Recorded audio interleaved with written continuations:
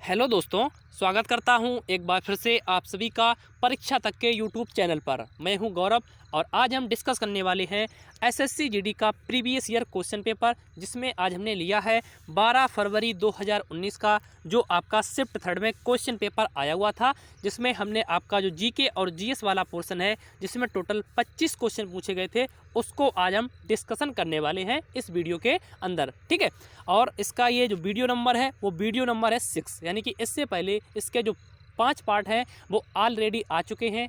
अगर उनको भी आप देखना चाहते हैं तो इसी वीडियो के डिस्क्रिप्शन बॉक्स में आपको लिंक मिल जाएगा, जिसके माध्यम से आप वो भी वीडियो देख सकते हैं। ठीक है, तो वीडियो को शुरू करने से पहले अगर आप तैयारी कर रहे हैं एयरफोर्स, आर्मी, नेवी और एनडीए की और एसएससी जीडी एमटीएस की, तो अभी आप मेरे इस चैनल को सब्सक्राइब कर लें और बेल आइकन को भी प्रेस कर दें, ताकि आपके पास जो भी हमारा नोटिफिकेशन है जैसे ही वीडियो आती है आपके पास सबसे पहले पहुंच सके। ठीक है, चलिए तो अब आते हैं क्वेश्चन की तरफ, देखते हैं किस प्रकार के क्वेश्चन आपके आए हुए थे। तो बात कर लेते हैं पहले प्रश्न की। कह रहा है ड्यूस शब्द का संबंध किस खेल से है, यानी कि ड्यूस नामक जो एक शब्दावली है उसका जो संबंध है वो किस खेल से है, या किस खेल में ड्यूस शब्द का यूज किया जाता है। तो याद रखिएगा, ड्यूस शब्द का यूज टेबल टेनिस में किया जाता है, यानी कि ऑप्शन नंबर जो ए लिखा हुआ है वो इस प्रश्न के लिए इसका राइट आंसर हो जाएगा। ठीक है, अब देख लेते हैं टेबल टेनिस के बारे में, जो भी और भी जो इम्पोर्टेंट पॉइंट हैं वो आपके बन सकते हैं। तो टेबल टेनिस से अगर आपसे पूछ ले इसका जो संबंध है वो किस देश से है, या इसकी उत्पत्ति किस देश से हुई है, तो याद रखिएगा टेबल टेनिस की उत्पत्ति इंग्लैंड देश से मानी जाती है। ठीक है, उसके बाद टेबल टेनिस के दो उपनाम भी हैं, उनको भी आप नोट कर लीजिएगा। इनको पिंग पोंग या विफ वाप भी कहा जाता है।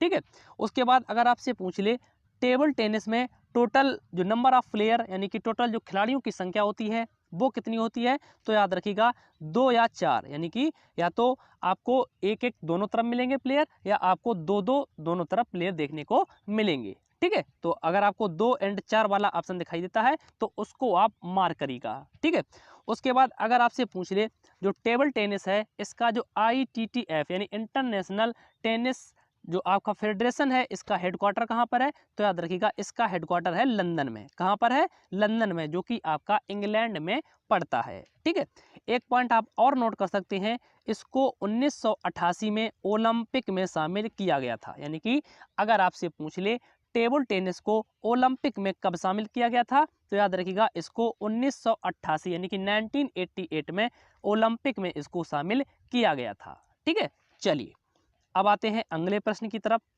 तो अगले प्रश्न पर बढ़ने से पहले अगर आप इस वीडियो की PDF पाना चाहते हैं तो इसी वीडियो के डिस्क्रिप्शन बॉक्स में आप जाएंगे तो आपको PDF वाला लिंक मिल जाएगा, अन्यथा आप मेरे टेलीग्राम चैनल को भी ज्वाइन कर सकते हैं, उस पर भी आपको जो PDF है वो प्रोवाइड हम करा देंगे। ठीक है, अगर आप तैयारी कर रहे हैं एयरफोर्स, नेवी, आर्मी और एनडीए की, तो आपके लिए भी ये सीरीज़ जो है वो इम्पोर्टेंट होने वाली है, तो इसलिए इस सीरीज़ को शुरू से लेकर अंत तक जरूर देखिएगा। ठीक है, चलिए तो बात करते हैं क्वेश्चन नंबर 2 की।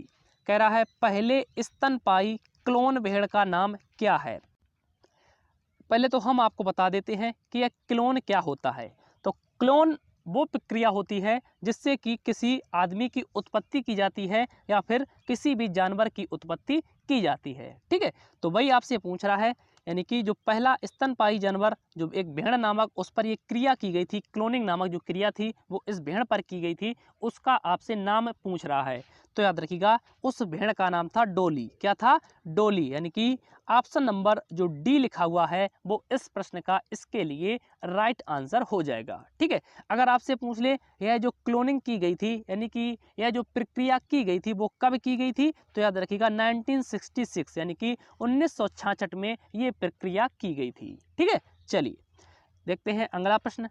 क्वेश्चन नंबर 3 कह रहा है युद्ध के दौरान वीरता के क्षेत्र में दिया जाने वाला सबसे बड़ा पुरस्कार है, यानी कि आपसे पूछ रहा है युद्ध के दौरान जो वीरता के क्षेत्र में पुरस्कार दिया जाता है उनमें से सबसे बड़ा जो पुरस्कार है वो कौन सा है।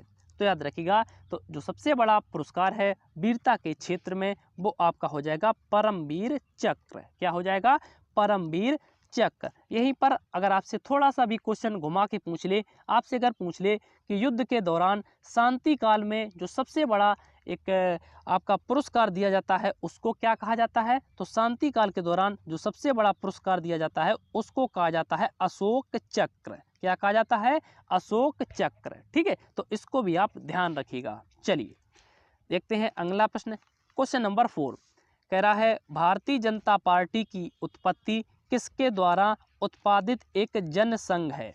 पहले तो हम आपको बता दें, जो एक बीजेपी जो ये पार्टी है यानी कि भारतीय जनता जो पार्टी है, इसकी जो उत्पत्ति या इसके जो फाउंडर हैं वो हैं अटल बिहारी वाजपेयी। कौन है, अटल बिहारी वाजपेयी। बट इनको इससे पहले इसको एक जनसंघ के नाम से जाना जाता था, जिसकी जो स्थापना की थी वो आपके की थी श्यामा प्रसाद मुखर्जी ने। कब की थी, तो आप याद रखिएगा 6 अप्रैल 1980 में इन्होंने भारतीय जनता पार्टी की स्थापना की। जनसंघ के उसको आप प्रतिपादित करके भारतीय जनता पार्टी की स्थापना की थी। ठीक है, और ये जो आपके लिखे हैं श्यामा प्रसाद मुखर्जी जी, तो याद रखिएगा मंत्रिमंडल से इस्तीफा देने वाले पहले मंत्री बने थे श्यामा प्रसाद मुखर्जी।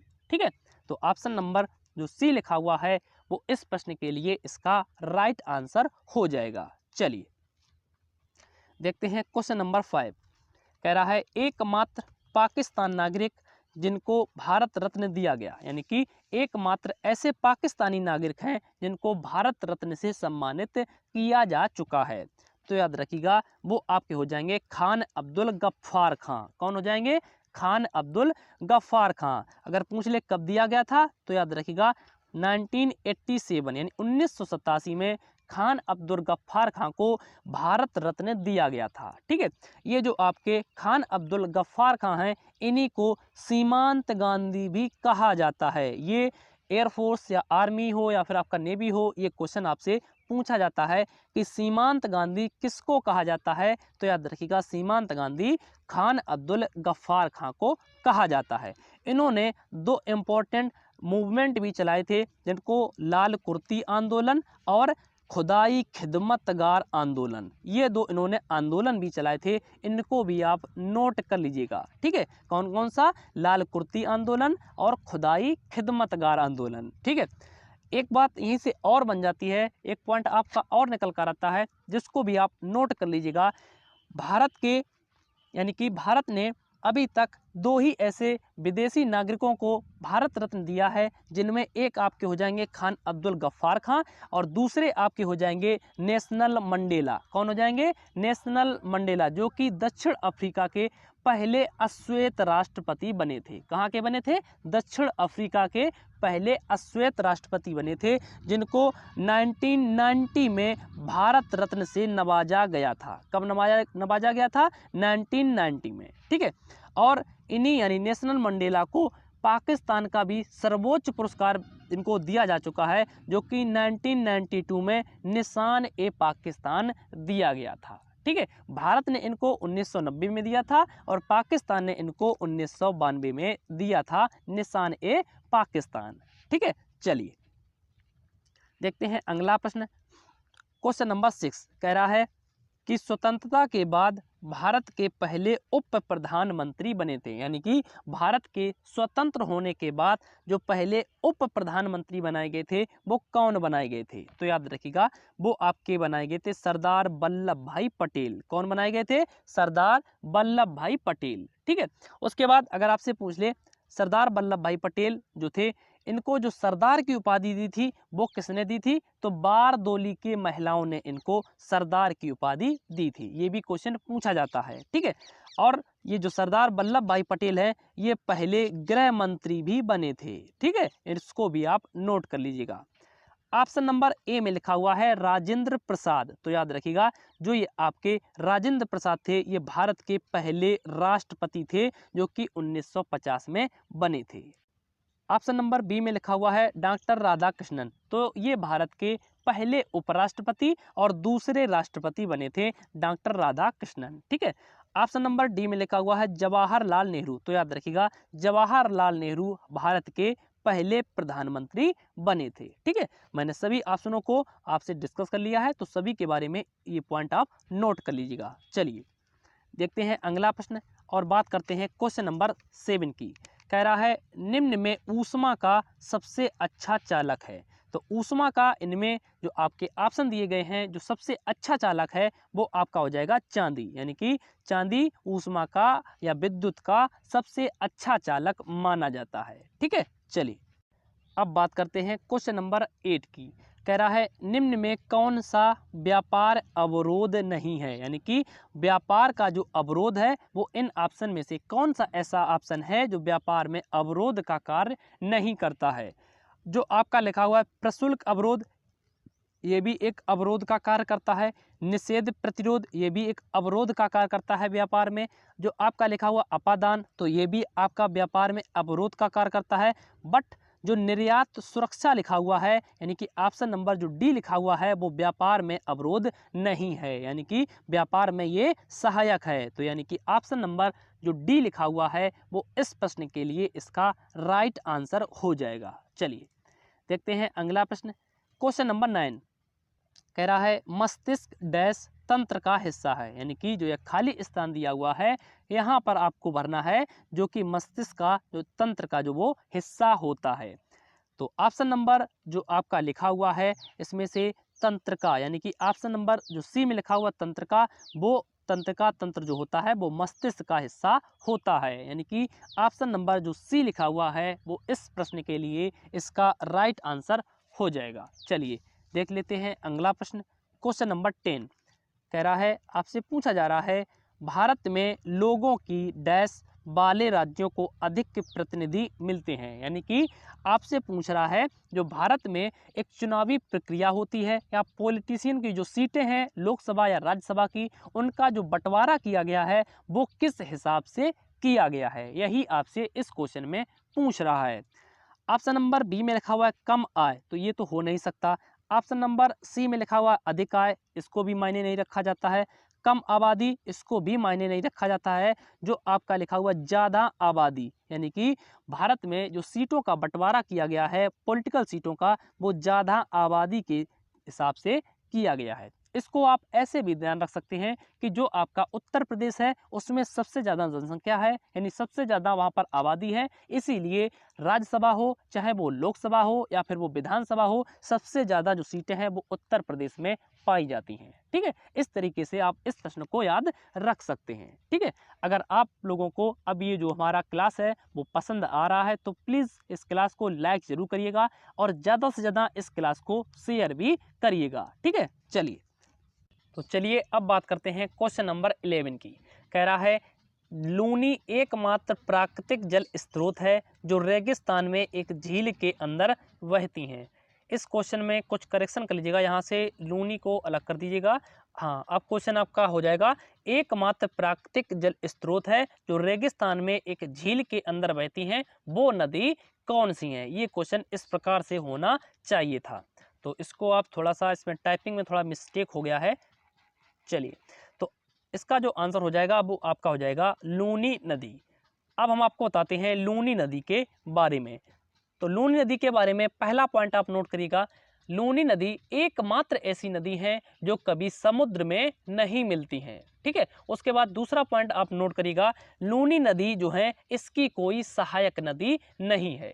ठीक है, उसके बाद आप नोट करिएगा लूनी नदी जो निकलती हैं वो राजस्थान के अरावली पहाड़ी से निकलती हैं और आपके जो गुजरात में जो कच्छ वाला एरिया मिलता है वहाँ पर ये विलीन हो जाती हैं या वहाँ पर ये समाप्त हो जाती हैं। ठीक है, चलिए देखते हैं अगला प्रश्न, क्वेश्चन नंबर 12।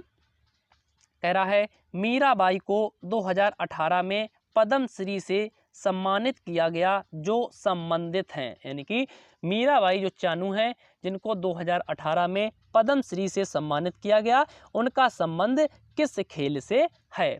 तो मीराबाई चानू का संबंध वेट लिफ्टिंग या भारोत्तोलक से इनका संबंध है, यानी कि ऑप्शन नंबर जो सी लिखा हुआ है वो इस प्रश्न के लिए इसका राइट आंसर हो जाएगा। अब बात कर लेते हैं मीराबाई चानू के बारे में। मीराबाई चानू जिन्होंने आपके 2018 में जो आपके कॉमनवेल्थ गेम हुए थे उसमें इन्होंने गोल्ड पदक जीता हुआ था। ठीक है, किस खेल में? तो याद रखिएगा कॉमनवेल्थ जो आपके गेम हुए थे। अगर आपसे पूछ रहे कितने भार किलोग्राम में, तो 49 केजी में इन्होंने गोल्ड पदक जीता हुआ था। उसके बाद इनको 2018 में पद्मश्री भी दिया गया और 2018 में ही इनको आपका राजीव गांधी खेल रत्न पुरस्कार से भी नवाजा गया था। राजीव गांधी खेल रत्न पुरस्कार की आपसे पुरस्कार राशि पूछी जा सकती है, तो याद रखिएगा 25 लाख रुपए राजीव गांधी खेल रत्न पुरस्कार में दिए जाते हैं। ठीक है, चलिए देखते हैं अगला प्रश्न। क्वेश्चन नंबर 13 कह रहा है गरबा एक लोक नृत्य है जिसकी उत्पत्ति हुई है। तो गरबा जो आपका एक लोक नृत्य है, इसकी उत्पत्ति मानी जाती है गुजरात राज्य से। कहाँ से मानी जाती है? गुजरात राज्य से। यानी कि ऑप्शन नंबर जो आपका डी लिखा हुआ है वो इस प्रश्न के लिए इसका राइट आंसर हो जाएगा। चलिए देखते हैं अगला प्रश्न। क्वेश्चन नंबर 14 कह रहा है PMGY का पूर्ण रूप क्या है? यानी PMGY जो एक योजना चलाई गई है उसका पूर्ण रूप क्या है या उसका फुल फॉर्म क्या है? तो PMGY का जो फुल फॉर्म है वो है आपका प्रधानमंत्री ग्रामोदय योजना। क्या है? प्रधानमंत्री ग्रामोदय योजना, जिसकी शुरुआत 2000 से लेकर 2001 के बीच में हुई थी। ठीक है, तो इस प्रश्न का जो राइट आंसर हो जाएगा वो आपका हो जाएगा ऑप्शन नंबर बी। चलिए देखते हैं अगला प्रश्न। क्वेश्चन नंबर 15 कह रहा है कि 1793 में जमींदारी प्रणाली किसके द्वारा शुरू की गई थी? यानी जमींदारी प्रणाली जो कि आपकी 1793 में शुरू की गई थी, वही आपसे पूछ रहा है कि किसके द्वारा शुरू की गई थी। तो याद रखिएगा लॉर्ड जो आपके कॉर्नवालिस थे, इनके द्वारा ही शुरू की गई थी 1793 में जमींदार प्रणाली व्यवस्था। ठीक है, चलिए देखते हैं अगला प्रश्न। तो जिन लोगों ने अभी तक वीडियो को लाइक नहीं किया है तो प्लीज़ वीडियो को लाइक ज़रूर करिएगा और ज़्यादा से ज़्यादा अपने दोस्तों के पास इस वीडियो को शेयर भी करिएगा। ठीक है, चलिए कह रहा है डैश को कोशिका का पावर हाउस किसे कहा जाता है? यानी कि क्वेश्चन में आपसे पूछा जा रहा है कि कोशिका का जो पावर हाउस है वो किसे कहा जाता है। तो याद रखिएगा कोशिका का जो पावर हाउस है वो आपका कहा जाता है माइटोकॉन्ड्रिया को। किसको कहा जाता है? माइटोकॉन्ड्रिया को। यानी कि ऑप्शन नंबर जो आपका बी लिखा हुआ है वो इस प्रश्न के लिए इसका राइट आंसर हो जाएगा। चलिए देखते हैं अगला क्वेश्चन। क्वेश्चन नंबर 18 कह रहा है उत्तरी भारतीय मैदानों की दलदली पट्टी को डैश के नाम से जाना जाता है। यानी कि उत्तरी भारतीय जो आपके मैदान हैं उनमें जो दलदली पट्टी है, दलदली जो ज़मीन होती है, उसको किस नाम से जाना जाता है? तो याद रखिएगा उसको जाना जाता है तराई के नाम से। किस नाम से जाना जाता है?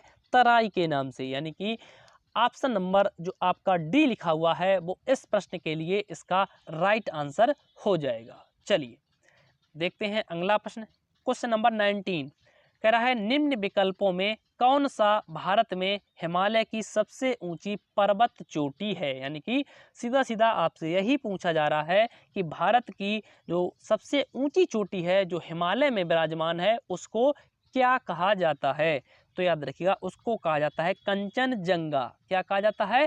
कंचनजंगा। यानी कि ऑप्शन नंबर जो ए लिखा हुआ है वो इस प्रश्न का इस राइट आंसर हो जाएगा और यह भारत की सबसे ऊंची चोटी है और इसका विश्व में तीसरा स्थान माना जाता है। अगर कंचनजंगा की आपसे टोटल लेंथ पूछ ले तो याद रखिएगा 8586 इसकी टोटल लेंथ है। ठीक है, चलिए देखते हैं अगला प्रश्न। क्वेश्चन नंबर 20 कह रहा है निम्न में कौन सी शास्त्रीय नृत्य की शैली नहीं है? यानी कि 4 ऑप्शन दिए गए हैं, इनमें ऑप्शन रखे हुए हैं, आपसे पूछ रहा है कौन सा शास्त्रीय नृत्य की शैली में नहीं आता है। ऑप्शन नंबर ए में लिखा हुआ है ओडिसी, जो कि आपका ओडिशा में किया जाता है, यह भी शास्त्रीय नृत्य की शैली में आता है। ऑप्शन नंबर बी में लिखा हुआ है कथक, तो ये उत्तर भारत में किया जाता है, यह भी शास्त्रीय नृत्य की शैली में आता है। ऑप्शन नंबर डी में लिखा हुआ है कथकली, तो कथकली आपके केरल जो आपका क्षेत्र है उसमें किया जाता है, तो ये भी शास्त्रीय नृत्य की शैली में आता है। ऑप्शन नंबर सी में लिखा हुआ है कलबेलिया, तो कलबेलिया जो नृत्य है ये आपका राजस्थान क्षेत्र में किया जाता है, बट इसको शास्त्रीय नृत्य की शैली में नहीं रखा गया है, तो इसलिए जो इसका राइट ऑप्शन हो जाएगा वो आपका हो जाएगा ऑप्शन नंबर सी। ठीक है, चलिए देखते हैं अगला प्रश्न। क्वेश्चन नंबर 21 कह रहा है किस देश का सबसे बड़ा लोकतंत्र है। तो अगर आपसे पूछे सबसे बड़ा लोकतंत्र के बारे में तो याद रखिएगा सबसे बड़ा जो लोकतंत्र है वो है भारत का। किसका है? भारत का। यहीं पर अगर आपसे पूछ ले सबसे मजबूत लोकतंत्र किसका है तो याद रखिएगा सबसे जो मजबूत लोकतंत्र है वो आपका अमेरिका का है। ठीक है, चलिए देखते हैं अगला प्रश्न। अब बात करते हैं क्वेश्चन नंबर 22 की। कह रहा है हरित क्रांति में निम्न में किसे शामिल नहीं किया गया है, यानी कि जो आपके 4 ऑप्शन दिए गए हैं इनमें से आपको बताना है किस को आपका हरित क्रांति में सम्मिलित नहीं किया गया है। तो पहले तो हम देख लेते हैं ऑप्शन। ऑप्शन नंबर बी में लिखा हुआ है खेती में उन्नति तकनीकी का उपयोग, तो ये भी शामिल किया गया है हरित क्रांति में। बीजों की अधिक उपज देने वाली, इसको भी शामिल किया गया है। सिंचाई की अच्छी प्रणाली, तो इसको भी हरित क्रांति में शामिल किया गया है। बट जो आपका ऑप्शन नंबर ए रखा हुआ है गांव की सड़कों के सुधार के बारे में, तो इसको हरित क्रांति में सम्मिलित नहीं किया गया है। ठीक है, हरित क्रांति से एक क्वेश्चन आपसे पूछा जाता है कि भारत में हरित क्रांति के जनक कौन है, तो याद रखिएगा सी सुब्रमण्यम जो है ये आपके भारत में हरित क्रांति के जनक माने जाते हैं। अगर आपसे पूछ ले पूरे विश्व में हरित क्रांति के जनक कौन माने जाते हैं, तो नॉर्मन बोरलॉग। कौन से? नॉर्मन बोरलॉग जो हैं ये पूरे विश्व में हरित क्रांति के जनक माने जाते हैं। ठीक है, चलिए अब देखते हैं क्वेश्चन नंबर 23। तो अभी तक अगर आप मेरे चैनल पर नए हैं तो प्लीज़ चैनल को सब्सक्राइब जरूर कर लीजिएगा और बेल आइकन को भी प्रेस कर लीजिएगा। ठीक है, क्वेश्चन नंबर 23 में कह रहा है डैश मनुष्यों में ऑक्सीजन परिवहन की प्रणाली है, यानी कि मनुष्यों में जो ऑक्सीजन पहुंचाया जाता है उसकी प्रणाली को क्या कहा जाता है या उस प्रणाली को क्या कहा जाता है। तो उस प्रणाली को कहा जाता है आपका हीमोग्लोबिन। क्या कहा जाता है? हीमोग्लोबिन, यानी कि ऑप्शन नंबर जो बी लिखा हुआ है वो इस प्रश्न के लिए इसका राइट आंसर हो जाएगा। ठीक है, चलिए अगला प्रश्न देख लेते हैं। क्वेश्चन नंबर 24 कह रहा है हिमालय की ऊंची ऊंची पर्वतमालाओं में घास के विशाल मैदान कहलाते हैं, यानी कि हिमालय की जो ऊंची ऊंची पर्वतमालाएं हैं उनमें जो घास के बड़े बड़े मैदान होते हैं उसको क्या कहा जाता है।